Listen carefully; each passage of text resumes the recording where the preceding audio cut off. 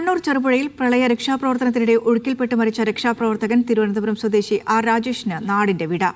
ഔദ്യോഗിക ബഹുമതികളോടെ ധീരനായ പോരാളിയുടെ ഭൗതിക ശരീരം സംസ്കരിച്ചു. മുഖ്യമന്ത്രി, മന്ത്രിമാർ, രാഷ്ട്രീയ രംഗത്തെ പ്രമുഖർ എന്നിവർ ആദരാഞ്ജലികൾ അർപ്പിച്ചു. ദുരന്തങ്ങളിൽ നാടിന് വർഷങ്ങളായി സഹായഹസ്തം നീട്ടിയ നായകൻ ഇനി രക്ഷയ്ക്ക് ആ കരങ്ങളില്ല.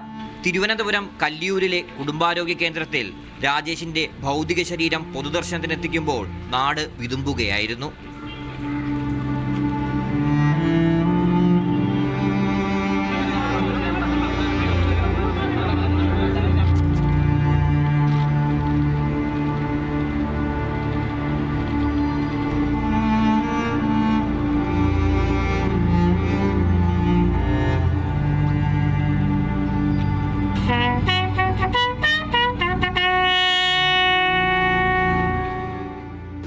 എല്ലാത്തിനും ആളവിടെ എത്തും, എല്ലാം ചെയ്യും, ഒന്നും പറ്റില്ല എന്ന് പറയും.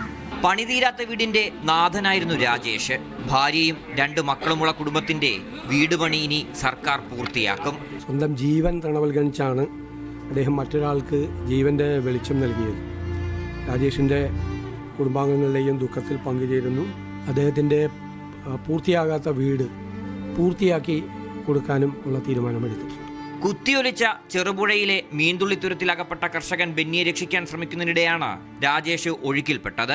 ലൈഫ് ജാക്കറ്റ് ഊരി ബെന്നിക്ക് നൽകിയിരുന്നു.